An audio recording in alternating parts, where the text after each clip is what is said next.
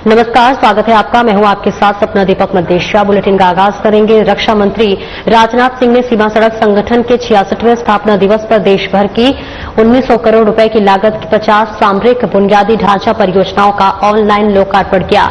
इस दौरान राजस्थान के राज्यपाल हरिभाऊ बागड़े भी राजभवन से वर्चुअल रूप से शामिल हुए। इन परियोजनाओं में राजस्थान की सीमा क्षेत्र से जुड़ी 2 महत्वपूर्ण सड़क परियोजनाएं भी शामिल हैं। राज्यपाल ने बीआरओ को स्थापना दिवस की शुभकामनाएं देते हुए इन परियोजनाओं को देश की सुरक्षा के लिए अत्यंत महत्वपूर्ण बताया। उन्होंने कहा कि सीमाओं पर मजबूत सड़कों और पुलों से राष्ट्रीय सुरक्षा और सुगमता दोनों सुनिश्चित होगी। तो वहीं राज्यपाल ने कठिन परिस्थितियों में कार्य कर रहे बीआरओ के जज्बे की सराहना की और ऑपरेशन सिंदूर में भारतीय सेना के साहस को नमन किया, जहां आतंकियों के खिलाफ बिना नागरिकों को नुकसान पहुंचाए सटीक कार्रवाई की गई। और इस बीच तस्वीरें आपको दिखा रहे जहां रक्षा मंत्री राजनाथ सिंह ने सीमा सड़क संगठन के 66वें स्थापना दिवस पर देश भर की 1900 करोड़ रुपए लागत की 50 सामरिक बुनियादी ढांचा परियोजनाओं का ऑनलाइन लोकार्पण किया।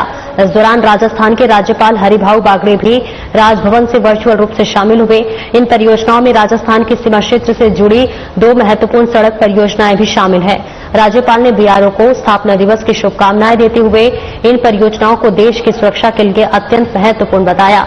उन्होंने कहा कि सीमाओं पर मजबूत सड़कों और पुलों से राष्ट्रीय सुरक्षा और सुगमता दोनों सुनिश्चित होगी। राज्यपाल ने कठिन परिस्थितियों में कार्य कर रहे बीआरओ के जज्बे की सराहना की और ऑपरेशन सिंदूर में भारतीय सेना के साहस को नमन किया, जहां आतंकियों के खिलाफ बिना नागरिकों को नुकसान पहुंचाए सटीक कार्रवाई की गई। जयपुर से ये तस्वीरें आपको दिखा रहे हैं, जहां बीआरओ के 66वें स्थापना दिवस परियोजना लॉन्च किया गया। डूंगरपुर बागीदौरा विधायक की बर्खास्तगी की मांग को लेकर बीजेपी कार्यकर्ताओं ने तहसील चौराहे पर जोरदार प्रदर्शन किया। इस मौके पर बीजेपी समर्थकों ने बाप पार्टी की पहचान, काली गाड़ी काला धन के नारे लगाए और भारत माता की जय के उद्घोष के साथ 500 से अधिक कार्यकर्ताओं ने मानव श्रृंखला बनाई। प्रदर्शनकारियों का कहना था कि बागीदौरा विधायक के खिलाफ गंभीर आरोप है और उनकी बर्खास्तगी की मांग की जा रही है। इस दौरान पुलिस का भारी बंदोबस्त रहा और कोतवाली पुलिस मौके पर मौजूद रही। बीजेपी प्रत्याशी बंशीलाल कटारा, नगर परिषद सभापति अमृत कलासुआ और डूंगरपुर विधानसभा क्षेत्र के बीजेपी समर्थित सरपंच भी प्रदर्शन में शामिल हुए। उन्होंने विधायक के खिलाफ कार्रवाई की मांग की और प्रदर्शन को शांतिपूर्ण तरीके से पूरा किया।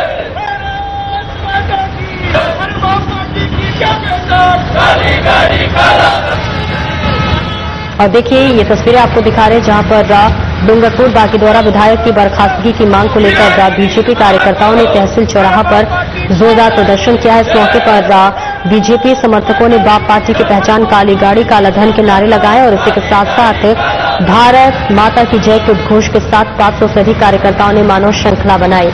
इस बीच आपको बता दें कि प्रदर्शनकारियों का कहना था कि बागीदौरा विधायक के खिलाफ गंभीर आरोप और उनकी बर्खास्तगी की मांग की जा रही है। इस दौरान पुलिस का भारी बंदोबस्त रहा और कोतवाली पुलिस मौके पर मौजूद रही। बीजेपी प्रत्याशी बंशीलाल कटारा, नगर परिषद सभापति अमृत कलासुआ और डूंगरपुर विधानसभा क्षेत्र के बीजेपी समर्थित सरपंच भी प्रदर्शन में शामिल हुए।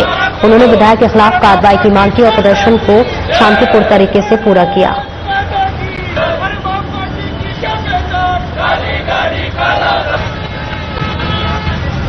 अभी कुछ समय पहले कुछ लोग पेड़ की खाल पहनकर भेड़िए निकले। भ्रष्टाचार इनके रग रग में व्याप्त हो गया।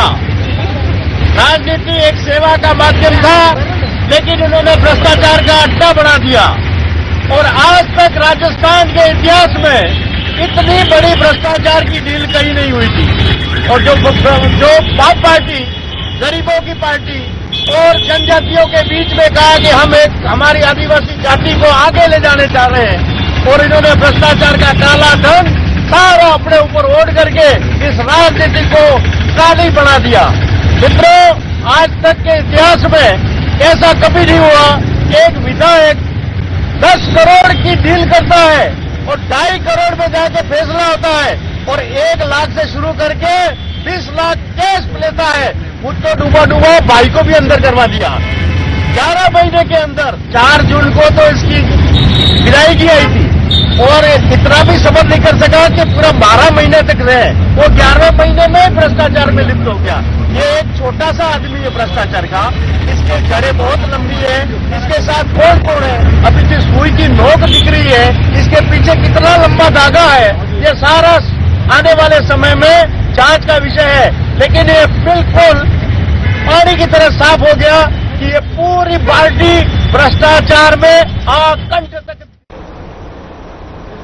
और वीर तेजाजी स्मारक प्राण प्रतिष्ठा कार्यक्रम में बीजेपी नेता और हरियाणा प्रभारी डॉक्टर सतीश पुनिया शामिल हुए। उन्होंने कहा कि ऑपरेशन सिंदूर के तहत भारतीय सेना द्वारा पाकिस्तानी आतंकियों पर की गई कार्रवाई से पूरे देश में गर्व और उत्साह है। डॉक्टर पुनिया ने कहा कि यह कार्रवाई रात 2 बजे हुई, जब देशवासियों ने होली और दीपावली जैसा जश्न मनाया। उन्होंने वीर तेजाजी को श्रद्धांजलि अर्पित करते हुए कहा कि तेजाजी सिर्फ प्रतिमा ही नहीं, प्रेरणा है। जब देश पर संकट हो तो जाति मजहब से ऊपर उठकर एकजुट होना चाहिए। उन्होंने कहा कि तेजाजी की सत्यवादिता और गौभक्ति आज भी समाज को दिशा देती है। कार्यक्रम में 36 कौम के लोगों की उपस्थिति ने सामाजिक एकता का संदेश दिया।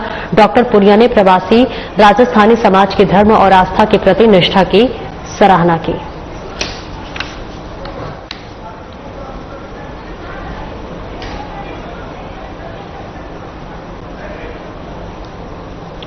और देखिए, वीर तेजाजी स्मारक प्राण प्रतिष्ठा कार्यक्रम का अगर जिक्र कर ले तो यहां हरियाणा प्रभारी डॉक्टर सतीश पुनिया इसमें शामिल हुए। उन्होंने कहा कि ऑपरेशन सिंदूर के तहत भारतीय सेना द्वारा पाकिस्तानी आतंकियों पर की गई कार्रवाई न सिर्फ एक प्रेरणा है और ये पूरे उत्साह है। डॉक्टर पुनिया ने कहा कि ये जो कार्रवाई है वो रात 2 बजे हुई, जब देशवासियों ने होली और दिवाली जैसा जश्न मनाया है। ये जो कार्रवाई है इसका सभी सराहनापूर्वक जो है प्रोत्साहन करते हुए नजर आ रहे हैं। उन्होंने कहा कि वीर तेजाजी को श्रद्धांजलि करते हुए कहा कि तेजाजी सिर्फ प्रतिमा नहीं बल्कि प्रेरणा है। जब देश पर संकट हो तो जाति मजहब से ऊपर उठकर एक होना चाहिए और इसी का संदेश उन्होंने दिया।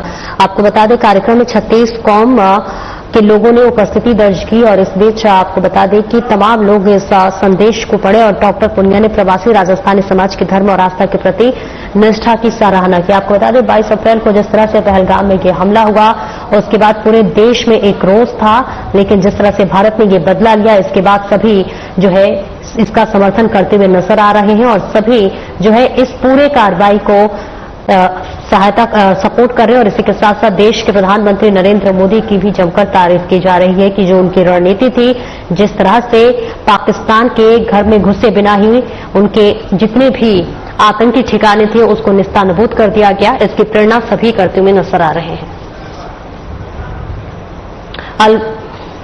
आगे बढ़ेंगे, जालवर जिले में ऑपरेशन अभ्यास के तहत की गई D Mart mall Aravali Bihar के पास एक मॉक ड्रिल का आयोजन किया गया, जहां पर पूर्वाभ्यास में हवाई हमले की आपात स्थिति में राहत बचाव और आवश्यक व्यवस्थाओं की तैयारियों का परीक्षण किया गया। इंसिडेंट कमांडर और उपखंड अधिकारी यथार्थ शेखर के नेतृत्व में कई विभागों ने समन्वय के साथ ड्रिल में भाग लिया। दोपहर 3:55 पर कंट्रोल रूम से हवाई हमले की सूचना प्रसारित कर सायरन बजाए गए। इसके बाद पुलिस, मेडिकल, अग्निशमन, सिविल डिफेंस, नगर निगम और एसडीआरएफ की टीम में तुरंत मौके पर पहुंची और वही मॉल को खाली कर 15 घायलों को रेस्क्यू कर उपचार के लिए अस्पताल भिजवाया गया। जिला कलेक्टर डॉक्टर आरतिका शुक्ला और एसपी संजीव जैन ने व्यवस्थाओं का निरीक्षण किया। ड्रिल में ब्लैक आउट अलर्ट सिस्टम, रसद और मेडिकल तैयारियों का भी अभ्यास किया गया। और देखिए, कल यानी कि 7 मई को पूरे देश में मॉक ड्रिल किया गया, जगह जगह मॉक ड्रिल किया गया, जिसके बाद से ये तस्वीरें आपको दिखा रहे हैं जहां अलवर जिले में भी ऑपरेशन अभ्यास के तहत D Mart mall Aravali Bihar के पास एक मॉक ड्रिल का आयोजन किया गया। इस पूर्वाभ्यास में हवाई हमले की आपात स्थिति के बारे में राहत कार्य, बचाव कार्य, आवश्यक व्यवस्थाओं की तैयारियों का परीक्षण किया गया। इसमें कई विभागों ने समन्वय के साथ इस पूरे मॉक ड्रिल में भाग लिया और दोपहर 3:55 पे इस मॉक ड्रिल का आयोजन किया गया था। आपको बता दें, यहां तमाम विभागों के समन्वय के साथ इस ड्रिल में भाग लिया था। दोपहर 3:55 का समय आपको बता रहे हैं। इसके बाद पुलिस, मेडिकल, अग्निशमन, सिविल डिफेंस, नगर निगम, एसडीआरएफ की टीमें तुरंत मौके पर पहुंची और 15 घायलों को रेस्क्यू कर उपचार के लिए अस्पताल भिजवाया गया। जिला कलेक्टर डॉक्टर आरतिका शुक्ला और एसपी संजीव जैन ने व्यवस्थाओं का निरीक्षण किया और इस ड्रिल में ब्लैक आउट अलर्ट सिस्टम, रसद और मेडिकल तैयारियों का अभ्यास करवाया। अलवर में मॉक ड्रिल का अभ्यास हुआ, जिसकी तस्वीरें आपको दिखा रहे हैं।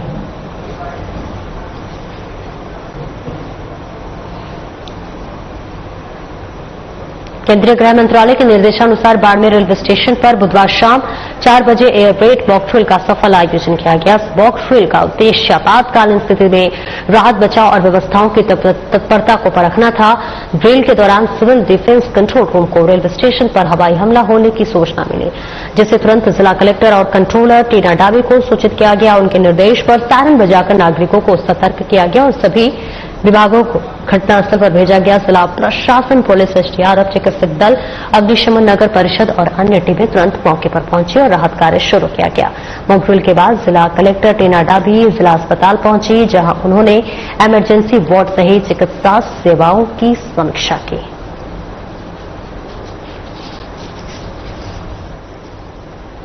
और देखिए, केंद्रीय गृह मंत्रालय के निर्देशानुसार बाड़मेर रेलवे स्टेशन पर बुधवार शाम 4 बजे एयरवेट मॉक ड्रिल का सफल आयोजन किया गया। इस मौके पर आपको बताते चले कि तमाम लोगों की मौजूदगी रही और इस मौके का उद्देश्य जो था वो आपातकालीन स्थिति में राहत बचाव और व्यवसाय की तत्परता को परखना था।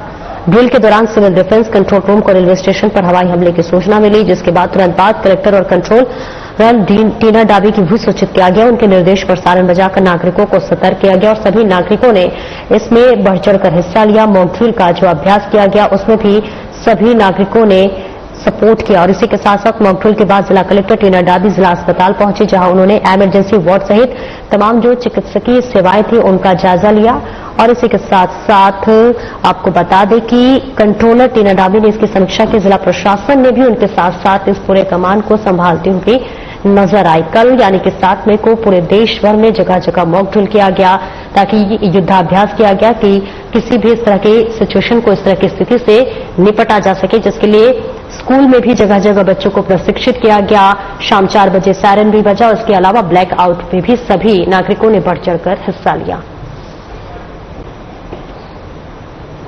टोंक में बुधवार रात ऑपरेशन ब्लैकआउट के तहत मॉक ड्रिल का सफल आयोजन किया गया। रात 8:45 से 9 बजे तक पूरे शहर की लाइटें बंद रखी गई।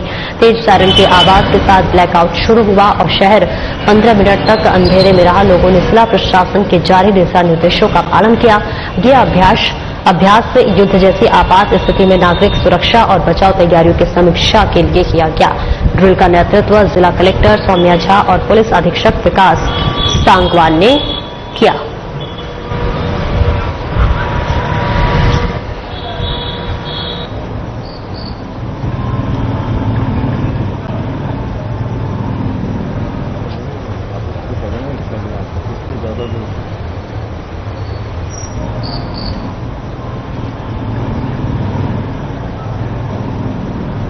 और टोंक में देखिए, बुधवार रात ऑपरेशन ब्लैकआउट के तहत मॉक ड्रिल का सफल आयोजन किया गया। रात 8:45 से 9 बजे तक पूरे शहर की लाइटें बंद रखी गई। इस बीच आपको बताते चले, जहां पर कई तरह के लोगों ने देखिए यहां प्रशासन का सहयोग किया और इस पूरे आयोजन में भाग लिया। लोगों ने जिला प्रशासन के जारी दिशा निर्देशों का पालन किया। यह अभ्यास युद्ध जैसी आपात स्थिति में नागरिक सुरक्षा और बचाव कार्यों की समीक्षा के लिए किया गया है। और इसी के साथ साथ आपको बता दें कि ड्रिल का नेतृत्व जिला कलेक्टर सौम्या झा और पुलिस अधीक्षक विकास सांगवान ने किया है। टोंक में भी देखिए ब्लैकआउट का इस तरह की तस्वीरें सामने आई रात की। और इसी के साथ साथ सायरन की आवाज बजते ही सभी लोग अलर्ट मोड पे आ गए। जितने भी नागरिक थे, जो लोग थे, वो प्रशासन के इस अभ्यास में, युद्धाभ्यास में सभी बढ़ चढ़कर भाग लिए। और इसी के साथ साथ तमाम जो दिशा निर्देश दिया गया था सभी उसका पालन करते हुए नजर आए और सभी ने इसमें अपने पूर्ण रूप से भागीदारी निभाई। इसके अलावा आपको बता दें कि प्रशासन के बताए गए निर्देशों का पालन हुआ। शहर में 15 मिनट तक अंधेरा रहा। ब्लैकआउट के जरिए सभी लोग इसमें बढ़ चढ़कर हिस्सा लिया और सभी ने प्रशासन के बातों को माना। और बीकानेर में बुधवार शाम 8:15 से 8:30 बजे तक सफल ब्लैकआउट मॉक ड्रिल आयोजित की गई। जैसे ही सायरन बजा, आमजन ने घरों, दुकानों और वाहनों की लाइटें बंद कर प्रशासन के नियमों का पालन किया। मुख्य सड़कों पर वाहनों की लाइटें भी बुझा दी गई। गंगा शहर, मुरलीधर, ब्यासनगर, मुक्ता प्रसाद नगर सहित पूरे शहर और ग्रामीण क्षेत्रों में लोगों ने सक्रिय भागीदारी निभाई। कई व्यापारिक प्रतिष्ठानों ने निर्धारित समय से पहले ही दुकानें बंद कर दी थी और इस अभ्यास का उद्देश्य युद्ध जैसी स्थिति में नागरिकों की तत्परता और सहयोग की समीक्षा करना था।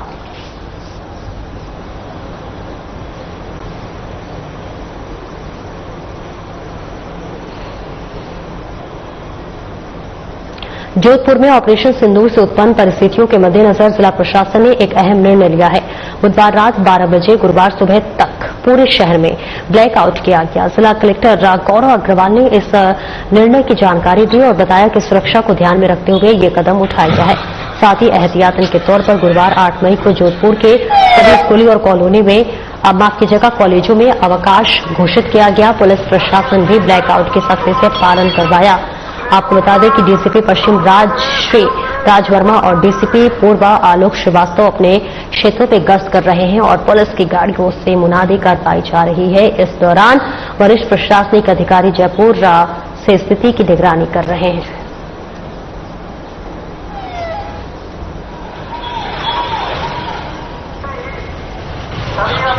जोधपुर में ऑपरेशन सिंदूर से उत्पन्न परिस्थितियों के मद्देनजर जिला प्रशासन ने एक अहम निर्णय लिया है, जहां बुधवार रात 12 बजे गुरुवार सुबह तक पूरे शहर में ब्लैकआउट किया गया। जिला कलेक्टर गौरव अग्रवाल ने इस निर्णय की जानकारी दी और बताया कि सुरक्षा को ध्यान में रखते हुए ये कदम उठाया गया है। साथ ही एहतियातन के तौर पर गुरुवार 8 मई को जोधपुर के सभी स्कूलों और कॉलेजों में अवकाश घोषित किया गया है। इस बीच पुलिस प्रशासन भी ब्लैकआउट की सख्ती से पालना करवाया। डीसीपी पश्चिम श्री राज वर्मा और डीसीपी पूर्व आलोक श्रीवास्तव अपने क्षेत्रों में गश्त कर रहे हैं और पुलिस की गाड़ियों से मुनादी करवाई जा रही है।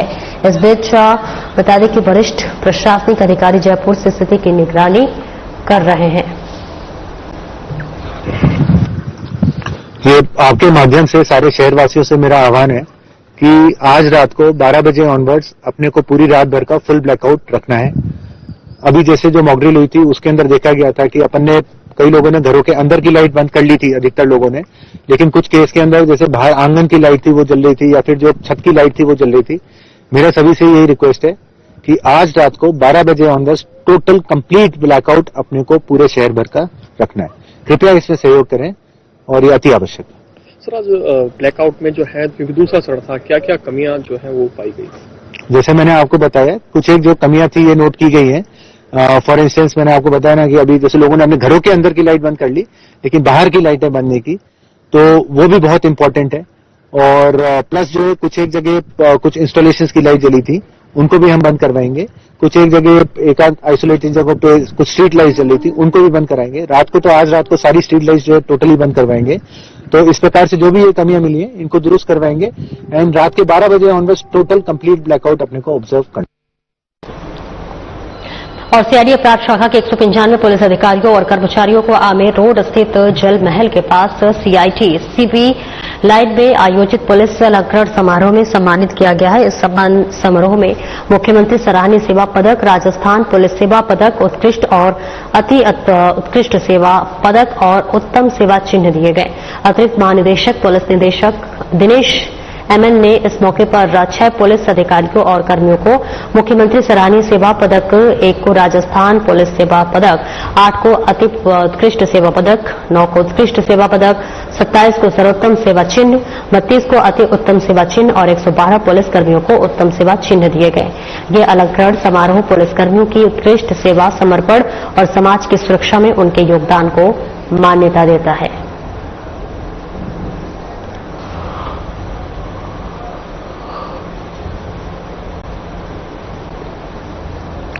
और देखिए तस्वीरें आपको जयपुर से दिखा रहे हैं जहां पर सीआईडी अपराध शाखा के 195 पुलिस अधिकारियों और कर्मचारियों को आमेर रोड स्थित जल महल के पास सीआईटी सीबी लाइन में आयोजित पुलिस अलंकरण समारोह में सम्मानित किया गया। सम्मान समारोह में मुख्यमंत्री सराहनीय सेवा पदक, राजस्थान पुलिस सेवा पदक, उत्कृष्ट और अति उत्कृष्ट सेवा पदक और उत्तम सेवा चिन्ह दिए गए। अतिरिक्त महानिदेशक पुलिस दिनेश एमएन ने इस मौके पर 6 पुलिस अधिकारियों और कर्मियों को मुख्यमंत्री सराहनीय सेवा पदक, 1 को राजस्थान पुलिस सेवा पदक और 8 को अति उत्कृष्ट सेवा पदक और 9 को उत्कृष्ट सेवा पदक, 27 को सर्वोत्तम सेवा चिन्ह और 32 को अति उत्तम सेवा चिन्ह और 112 पुलिसकर्मियों को उत्तम सेवा चिन्ह दिए गए। इस बीच यह अलंकरण समारोह पुलिसकर्मियों की उत्कृष्ट सेवा, समर्पण और समाज की सुरक्षा में उनके योगदान को मान्यता देता है।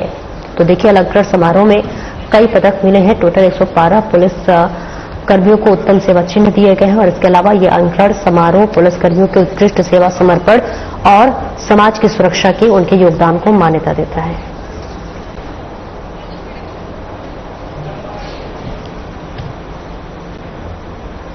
कोतवाली थाने के पास मदान मार्केट में हुए सिलेंडर ब्लास्ट के बाद रेस्क्यू ऑपरेशन लगातार जारी है और अब तक इस हादसे में 8 लोगों की जान जा चुकी है। आज सुबह रेस्क्यू टीम को मलबे में 3 और शव मिले हैं। मृतकों की पहचान किशनपुत्र पूनम, किशनपुत्र भंवर और रामस्वरूप के रूप में हुई है। बुधवार को हुए इस सिलेंडर ब्लास्ट के कारण एक 5 मंजिला बिल्डिंग ढह गई थी। हादसे के तुरंत बाद 10 लोगों को अस्पताल भेजा गया था, जिनमें से 2 की मौत हो गई थी और शेष 8 घायलों में से 4 गंभीर रूप से घायल थे, जिनका इलाज जारी है। बुधवार शाम मलबे से एक और शव मिला है, जिसकी पहचान सचिन सोनी, मोहम्मद असलम और सलमान बंगाली के रूप में हुई थी। रेस्क्यू ऑपरेशन में संकरी जगह के कारण काफी कठिनाइयों का सामना करना पड़ा और लेकिन पुलिस और सामाजिक कार्यकर्ताओं और टीम लगातार काम कर रही है।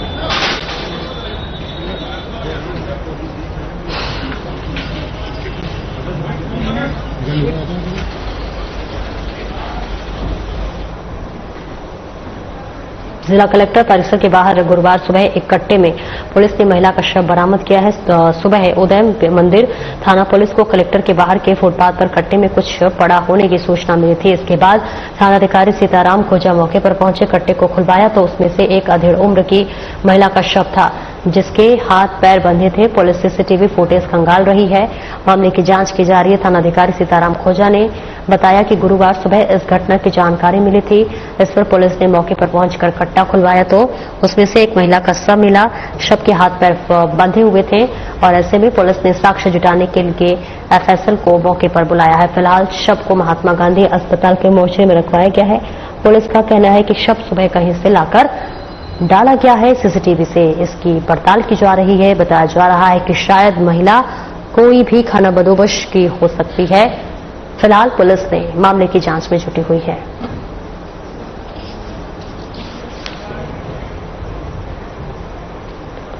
मुख्य चुनाव आयुक्त ज्ञानेश कुमार, चुनाव आयुक्त डॉक्टर सुखबीर सिंह संधू और डॉक्टर विवेक जोशी ने आज निर्वाचन सदन में बहुजन समाज पार्टी की राष्ट्रीय अध्यक्ष कुमारी मायावती के नेतृत्व में पार्टी प्रतिनिधिमंडल से मुलाकात की है। इस बीच बता दें कि ये संवाद भारत निर्वाचन आयोग की उस पहल का हिस्सा है, जिसके तहत आयोग राष्ट्रीय और राज्य स्तरीय राजनीतिक दलों से सीधे संवाद स्थापित कर रहा है।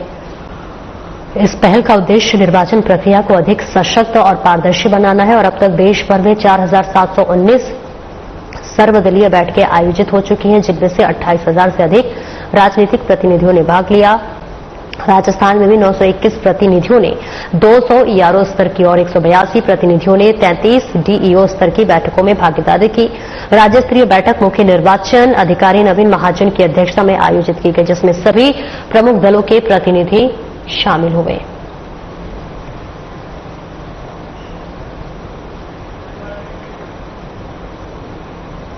और आगे बढ़ेंगे। राज्य के खान विभाग ने माइनिंग प्लान और माइनिंग योजनाओं के अनुमोदन की ऑनलाइन प्रक्रिया शुरू कर दी है। प्रमुख सचिव टी रविकांत ने बताया कि ये कदम व्यवस्था के सरलीकरण और पारदर्शिता की दिशा में उठाया गया है।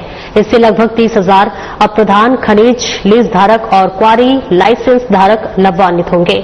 अब लीज धारकों को विभागीय कार्यालयों के चक्कर नहीं लगाने पड़ेंगे और समयबद्ध तरीके से अनुमोदन मिलेगा।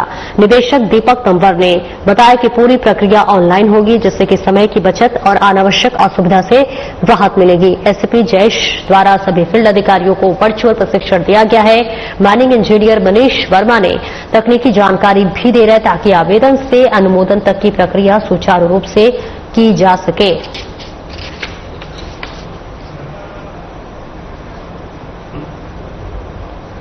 नेशनल फर्टिलाइजर्स लिमिटेड के राज्य कार्यालय जयपुर में भ्रष्टाचार के प्रति जागरूकता और रोकथाम विषय पर एक महत्वपूर्ण समीक्षा बैठक आयोजित की गई।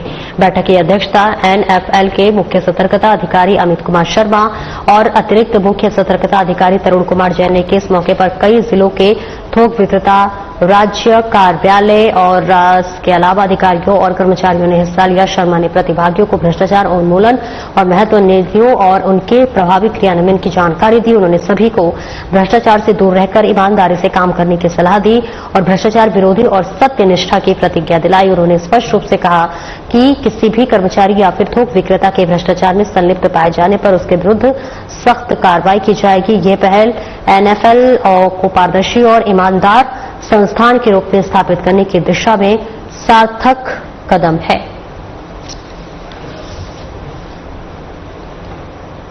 फिलहाल इस बुलेटिन में इतना ही। नमस्कार।